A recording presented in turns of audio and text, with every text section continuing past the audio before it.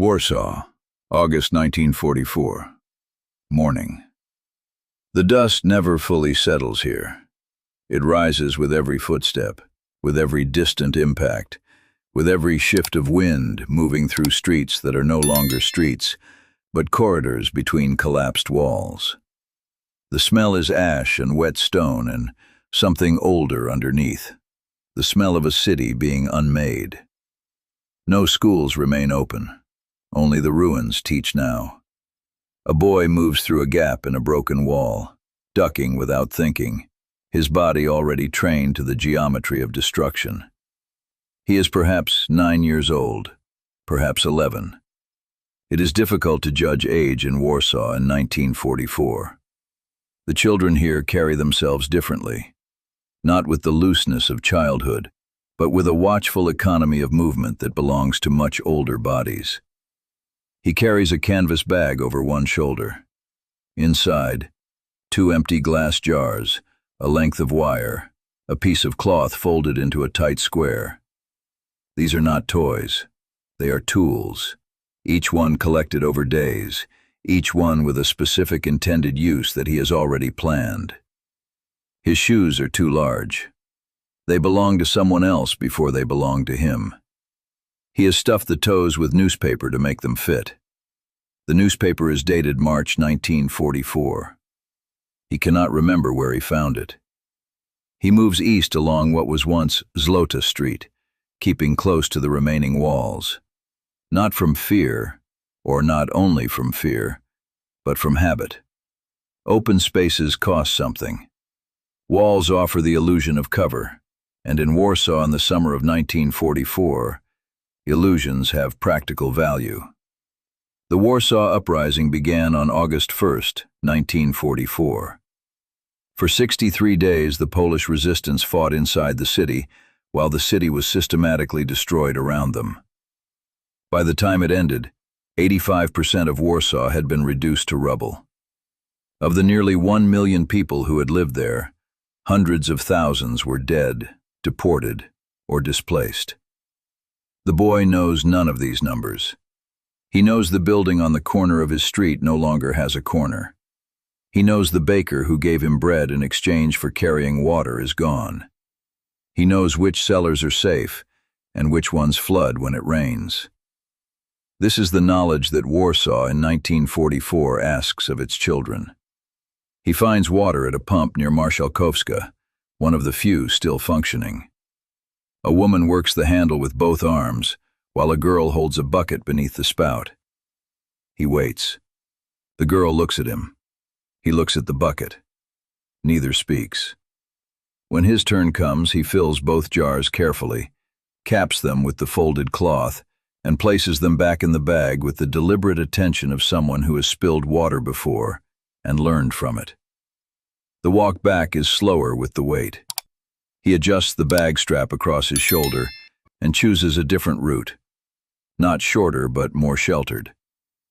The morning has grown warmer, and the air above the open rubble fields shimmers faintly. He does not cross them. In the cellar where he sleeps with his mother and 4 others, the temperature is constant regardless of the season above. Cool in summer, cold in winter, always slightly damp, always smelling of earth and old brick. A single candle burns on a ledge cut into the wall. It is not for light. There is enough gray light from the ventilation gaps, but for the sense of something chosen, something lit deliberately in a place where so much has been extinguished without choice. His mother is awake when he returns. She takes one jar and sets the other aside for evening. She does not ask where he went. She already knows the routes he uses, has walked them herself, has made her own calculations about which are safe enough and which are not. She hands him a piece of hard bread and a small amount of something that was once a vegetable. He eats standing, because sitting takes longer, and there is still more to do before midday. Across the ruins of Warsaw, children move through their days with this same purposefulness. They carry messages between buildings because they are smaller and faster and less visible than adults. They collect materials, wire, glass, wood, fabric, because the adults direct them to, and because they have learned that everything broken can become something useful. They watch and remember and adapt. A girl in a cellar 2 blocks away is teaching a younger child the alphabet using letters scratched into the wall with a nail. She learned this from a woman who lived in the building before it fell, a teacher who continued teaching in basements and corridors for months after the schools closed, because the alternative was to stop, and stopping felt like a different kind of destruction. The younger child traces the letters with 1 finger. The wall is cold. The letters hold.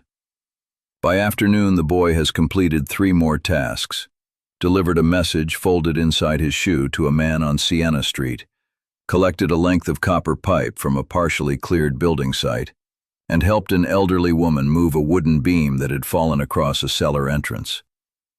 None of these things are remarkable. They are simply the day. He returns to the cellar as the light begins to change above the ruins, the pale gold of late afternoon filtered through dust and smoke into something softer than it has any right to be. He sits beside his mother on a folded blanket. She is mending something, a coat sleeve, working in the dim light with the patient focus of someone who has learned to use what remains of the day. He watches her hands. The needle moves through the fabric, pulls the thread taut, returns.